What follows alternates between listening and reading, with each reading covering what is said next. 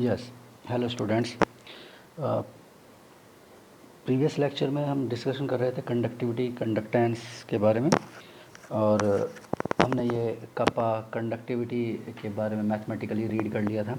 अब हम देखते हैं कि measurement of the conductivity of ionic solution, किसी भी आयनिक सॉल्यूशन का, यानी कि जिसमें इलेक्ट्रोलाइट अवेलेबल है, उसका कंडक्टिविटी को हम कैसे सॉल्व कर सकते हैं। प्रैक्टिकली बात कर रहे हैं, ठीक है। तो इसके लिए कुछ थियोरटिकल पार्ट है, क्योंकि प्रैक्टिकल है तो थोड़ा थ्योरी लिखना पड़ेगा, ठीक है।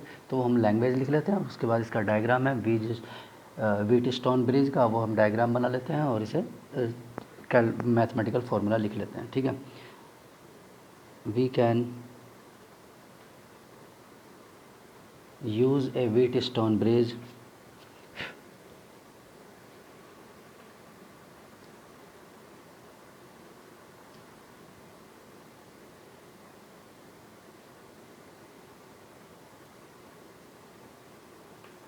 Wheatstone bridge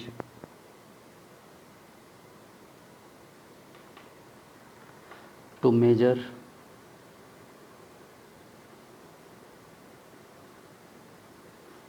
an unknown resistance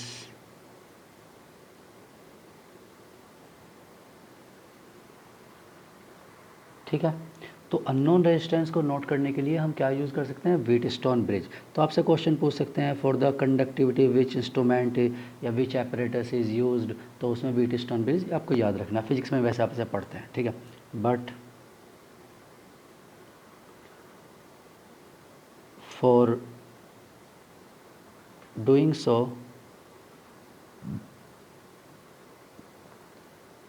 for an ionic solution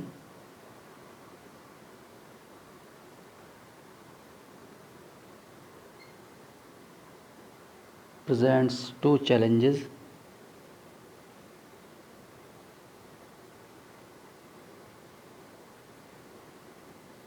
ठीक है, इसमें दो प्रॉब्लम फेस करता है ये, ठीक है। जब भी आप इस एक्सपेरिमेंट को करेंगे, ठीक है, तो आयनिक सॉल्यूशन के लिए करेंगे, there are two challenges. First problem क्या आती है इसमें, फर्स्ट प्रॉब्लम आती है करंट की। First problem is the charge, ठीक है। एक तो चार्ज की प्रॉब्लम आती है। चार्ज की प्रॉब्लम कैसे आती है, first problem is the change in composition, change in composition of solution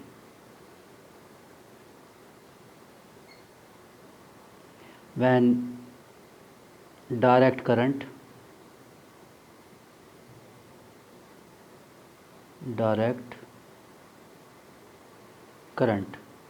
DC passes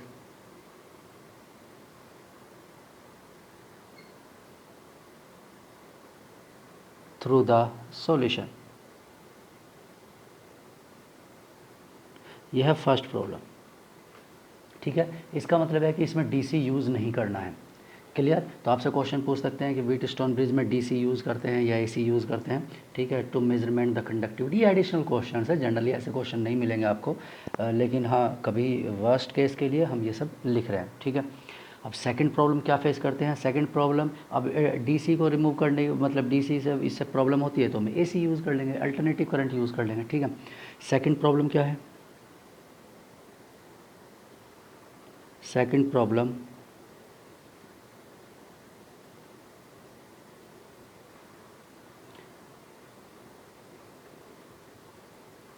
is that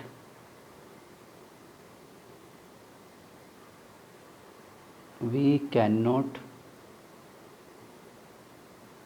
connect an ionic solution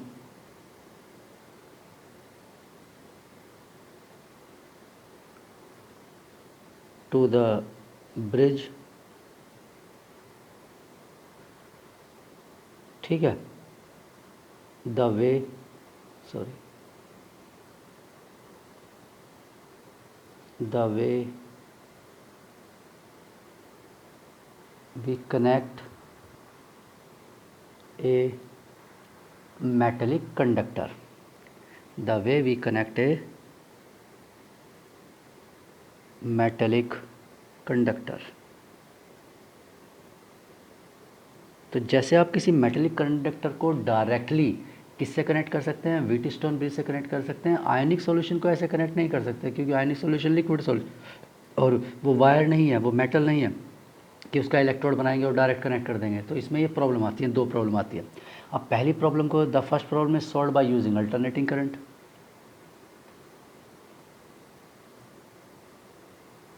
the first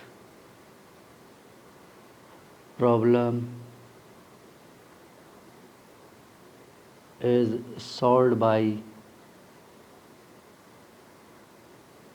using an alternating current.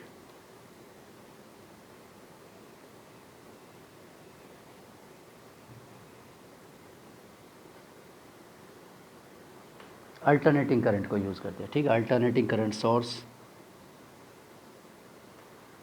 ठीक है, of power.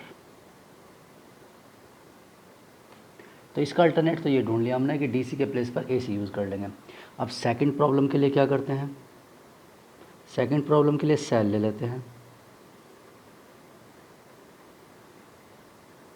The second problem is solved by using A specially designed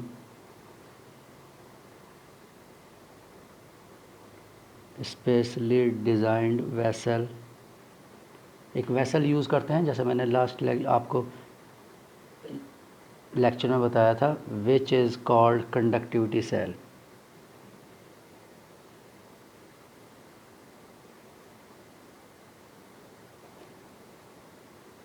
conductivity cell, ठीक है, इधर conductivity cell कहा जाता है, ठीक है। जैसे कि मैंने आपको बताया था कि उसमें क्या करते हैं, कंटेनर ले लेते हैं जिसका क्रॉस सेक्शन एरिया फिक्स होता है, जिसके बीच बॉल्स के बीच का लेंथ फिक्स होता है, तो उसे कंडक्टिविटी सेल ही कहा जाता है, ठीक है। और वही हम इसमें लिख देते हैं लैंग्वेज, कंडक्टिविटी सेल क्या है थोड़ा सा, ठीक है।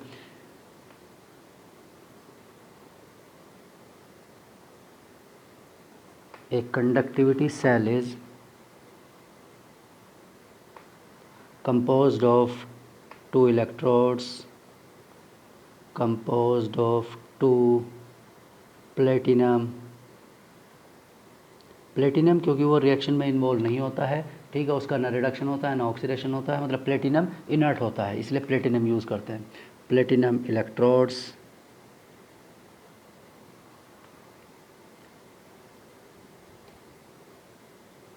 which are coated with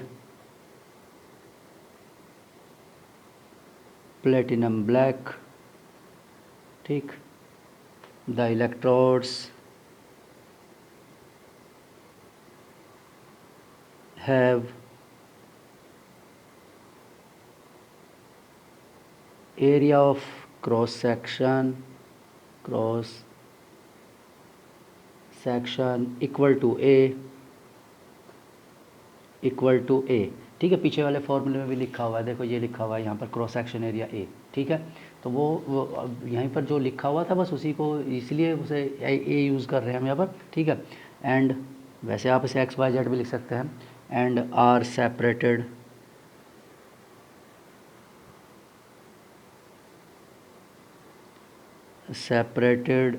bye distance L, ठीक है। अब देखो ये L डिस्टेंस, ये लिखा है ना L/A, तो ये L क्या है, डिस्टेंस बिटवीन टू इलेक्ट्रोड्स, और A क्या है, तो ये फिक्स्ड है, मतलब उस सेल के अंदर क्या होता है, कांस्टेंट कंपोज्ड, मतलब उस सेल को बनाया ही ऐसे जाता है, ठीक है, जिसमें इलेक्ट्रोड्स होते हैं और उनके बीच का डिस्टेंस L होता है, ठीक है। Hence the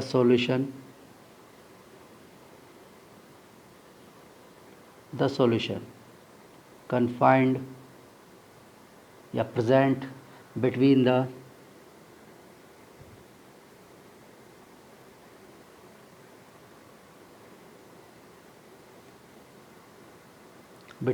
two electrodes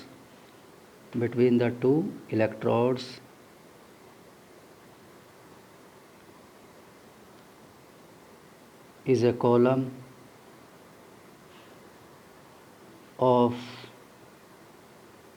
length L and area of cross section A. ठीक है, तो वो ही सॉल्यूशन जो उन दोनों के बीच में, इलेक्ट्रोड्स के बीच में होगा, ठीक है, कन्फाइंड होगा, प्रेजेंट होगा, तो उसकी लेंथ एल हो जाएगी और उसका क्रॉस सेक्शन एरिया भी क्या हो जाएगा, ए हो जाएगा। ठीक है, और इसका रेजिस्टेंस तो हमको पता ही है कि किस तरह से मतलब सॉल्व कर सकते हैं। Equation are equal to rho L by A. ठीक है, ये फॉर्मूला तो आपने पढ़ा हुआ ही है। ठीक है, L by A is known as cell constant, वो हम पहले भी लिख चुके हैं।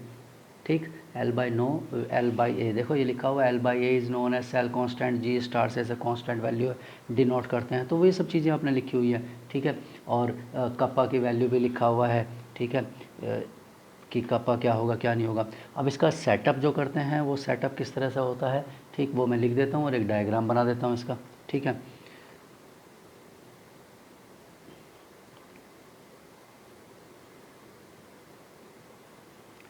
the setup for the measurement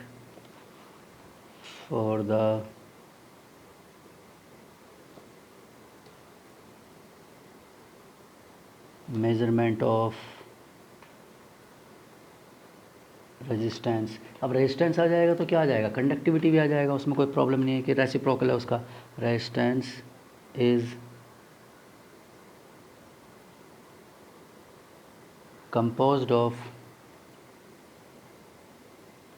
to resistances. ठीक है, R3 एंड R4। मैं डायग्राम बनाऊंगा तो उसमें R3 R4 लिख दूंगा। ठीक है, a variable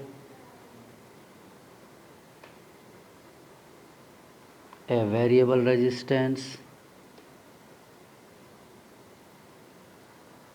R1 and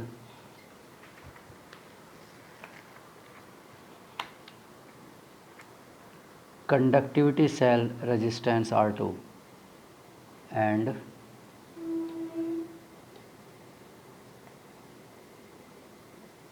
conductivity cell having resistance R2। ठीक, और P क्या है यहाँ पर, जब ये डायग्राम बनेगा, P is a suitable detector। ठीक है, and the bridge is balanced and the bridge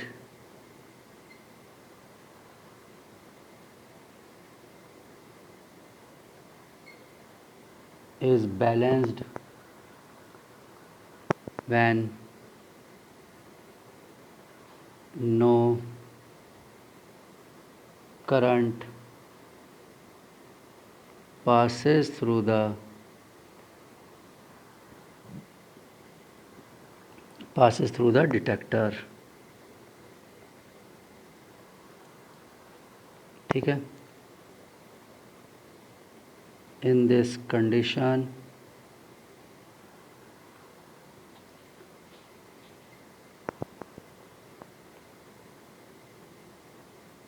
unknown resistance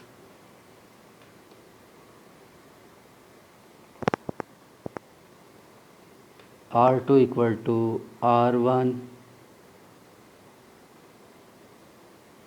R4 upon R3। ठीक है, और डायग्राम इसका इस तरह से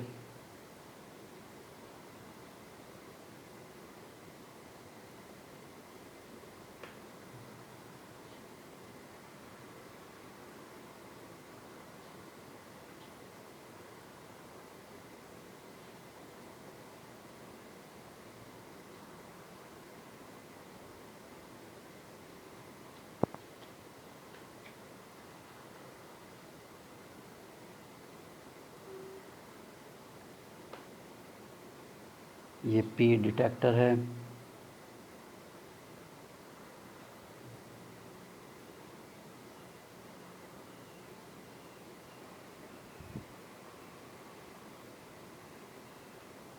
ये R1, ये R3, ठीक है, ये अननोन R2 और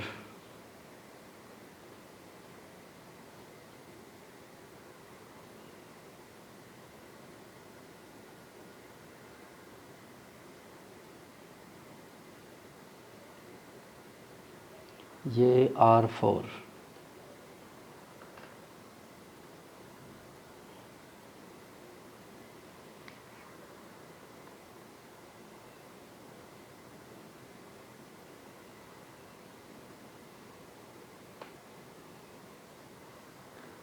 ठीक है, तो P आपको पता ही है, अभी हमने क्या लिखा है, डिटेक्टर लिखा है इसे, डिटेक्टर। और ये R2 क्या है, unknown resistance,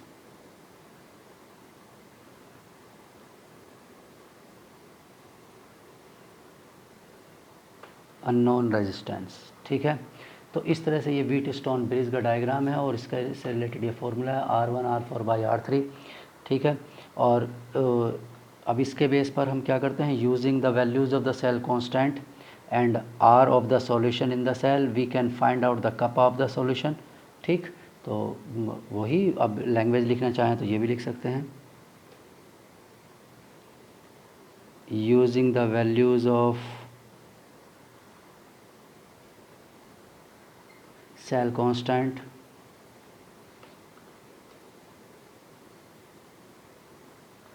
constant and R2 of solution in the cell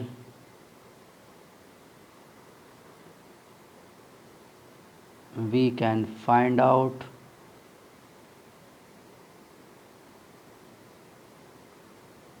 the value of कपा। कपा की वैल्यू को हम फाइंड आउट कर सकते हैं। ठीक है, of value of kappa of the solution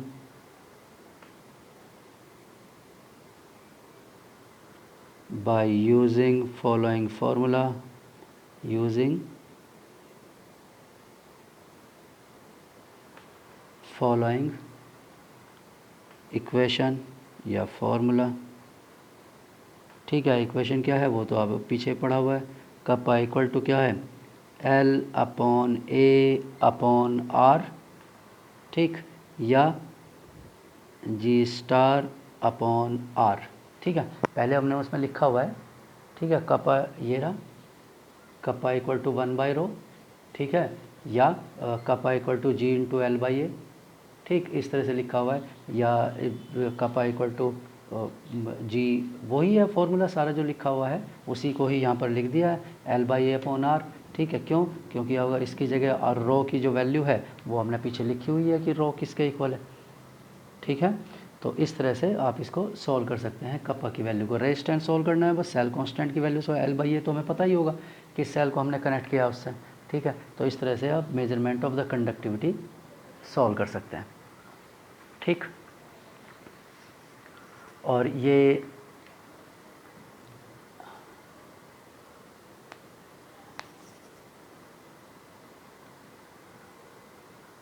unit हमने लिखा हुआ ही था इसका कि क्या यूनिट है क्या नहीं है। चले, तो ये हमने मेजरमेंट का मेथड लिख लिया। चलो अब आगे लिखते हैं, कंडक्टिविटी के बारे में और एक दो पॉइंट लिखते हैं। कंडक्टिविटी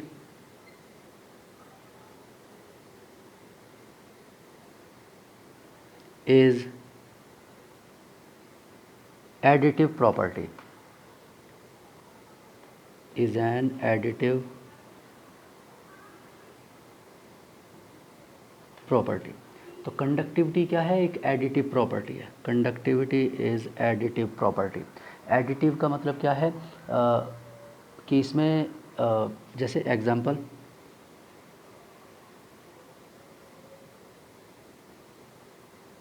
एक एग्जांपल समझ लेते हैं।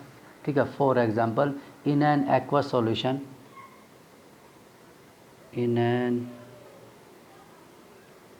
एक्वा सॉल्यूशन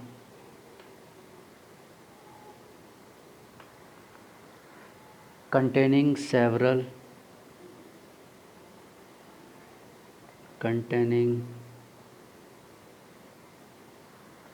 सेवरल इलेक्ट्रोलाइट्स, मान लो उसमें 2 टाइप के, 3 टाइप के, 4 टाइप के, 5 टाइप के, जितने भी टाइप के कंडक्टेंस होंगे, इलेक्ट्रोलाइट्स होंगे, several electrolytes, the total conductance is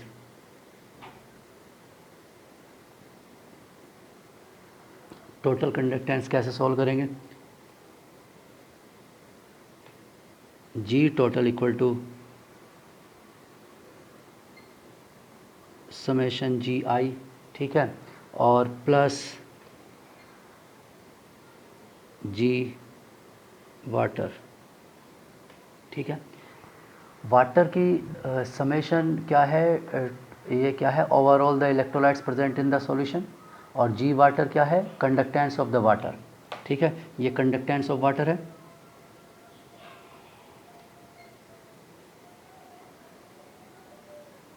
some of the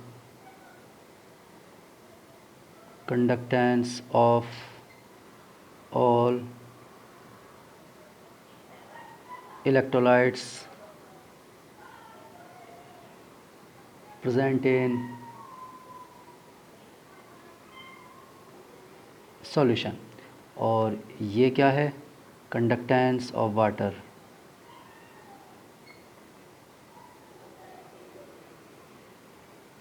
अब जनरली वाटर का कंडक्टेंस क्या होता है? नेग्लिजिबल होता है जनरल केसेस में, ठीक है। Delta G is often negligible as compare to the delta G I, ठीक है।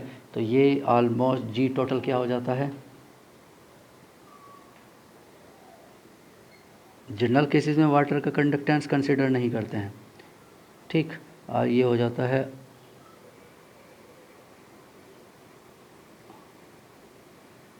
जी आई, ठीक है, इसी के इक्वल हो जाता है, because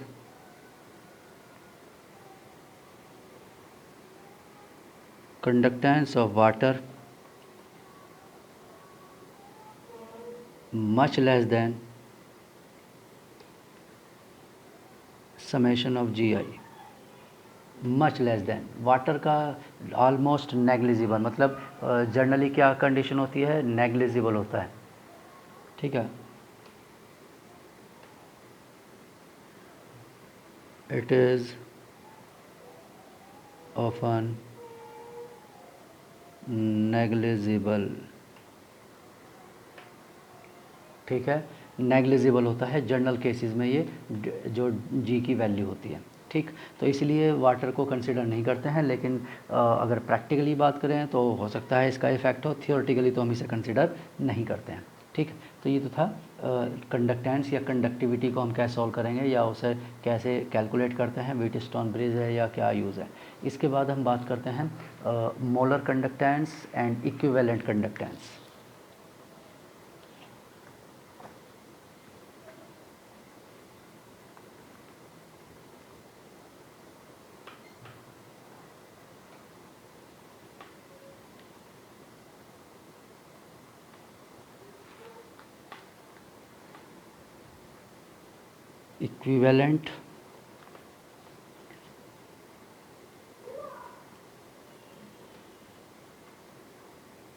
equivalent and molar conductance, ठीक है। तो हम पहले लिखते हैं इक्विवेलेंट कंडक्टेंस, लिख लेते हैं।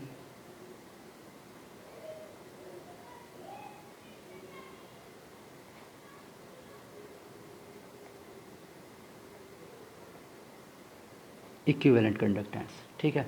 Equivalent conductance, it is denoted by lambda E Q, small lambda E Q लिखा होता है या कैपिटल लैम्डा ई क्यू लिखा होता है। E Q represent the equivalent and lambda represent the conductance, ठीक है। तो इसे lambda E Q, capital lambda या स्मॉल लैम्डा ई क्यू लिखा जाता है, ठीक है। बुक्स में ये ऐसे ही लिखा होगा जैसा मैंने आपको बताया, ठीक है। और डिफ़ाइन कैसे करते हैं? It is define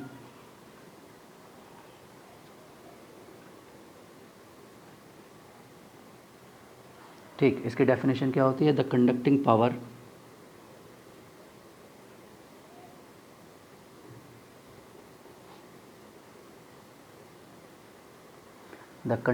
power of all ions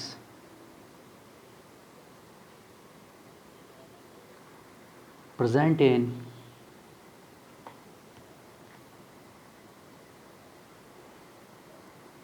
all ions present in 1 gram equivalent of 1 gram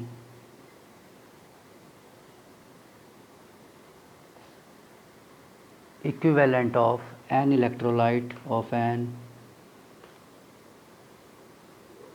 electrolyte in a given solution under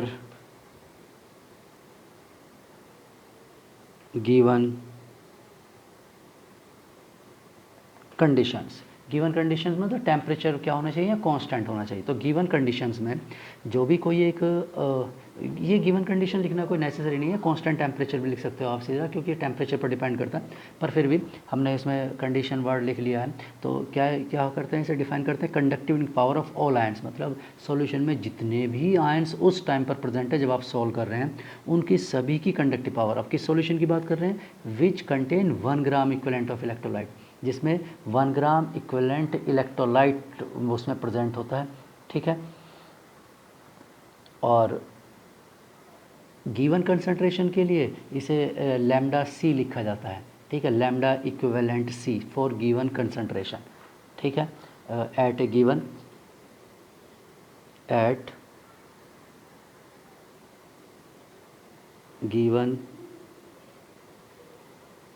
concentration. Given concentration मतलब इन कंसंट्रेशन, यहाँ पर क्या होगा? इन ग्राम इक्विवेलेंट पर लीटर, यानी एक तरह से नॉर्मेलिटी, आपने पढ़ा हुआ है नॉर्मेलिटी। ठीक है, तो नॉर्मेलिटी की टर्म्स में हम इसे सॉल्व कर रहे हैं। ठीक है, equivalent conductance is denoted by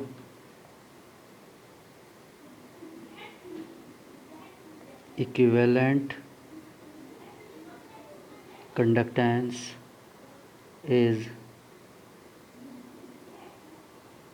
denoted by lambda EQC, C लिख देते हैं। ठीक है, या स्मॉल लैम्डा सी EQ। तो C का मतलब क्या है? C indicate the given concentration, कि ये पर्टिकुलर कंसंट्रेशन पर हम सॉल्व कर रहे हैं, इसलिए लैम्डा EQC लिखा होता है। ठीक है, और इसे अगर मैं लिखूं कि ये किसके इक्वल है, तो ये होगा equivalent conductance equal to specific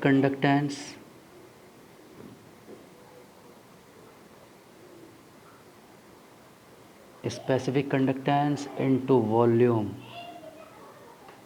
ठीक है, अब स्पेसिफिक कंडक्टेंस कापा आपको पहले बताया हुआ है क्या होता है। स्पेसिफिक कंडक्टेंस क्या होता है? Per unit volume. Per unit volume का जो भी कंडक्टेंस होता है वो स्पेसिफिक कंडक्टेंस होता है। प्रेजेंट आयंस उसमें फिक्स रहते हैं। तो यहाँ भी ऐसे ही है, बस इक्विवेलेंट कंडक्टेंस में क्या डिफरेंस आ गया? स्पेसिफिक कंडक्टेंस को मान लो ये 1 सेंटीमीटर क्यूब का हो गया, मैं लिख दूंगा यहाँ पर, इनटू वॉल्यूम। ठीक है, जितना भी वॉल्यूम। अब यहाँ स्पेसिफिक कंडक्टेंस क्या है, मैं वो लिख देता हूँ। ये स्पेसिफिक कंडक्टेंस ऑफ, वैसे तो पहले लिखा हुआ है, एक बार और लिख देते हैं, conductance of 1 centimetre cube of a conductor. ठीक है, कंडक्टर या सॉल्यूशन जिसकी बात कर रहे हैं। ठीक है, तो जो भी कंडक्टर है हमारा, उसके 1 सेंटीमीटर क्यूब का कंडक्टेंस है। अब ये वॉल्यूम क्या है? वॉल्यूम किस में होगा? वॉल्यूम इन सेंटीमीटर क्यूब या ml, सेंटीमीटर क्यूब ml होता है। ठीक है, cubic centimetre ml, containing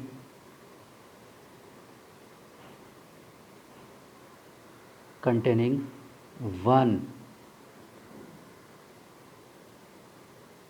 gram equivalent of the electrolyte.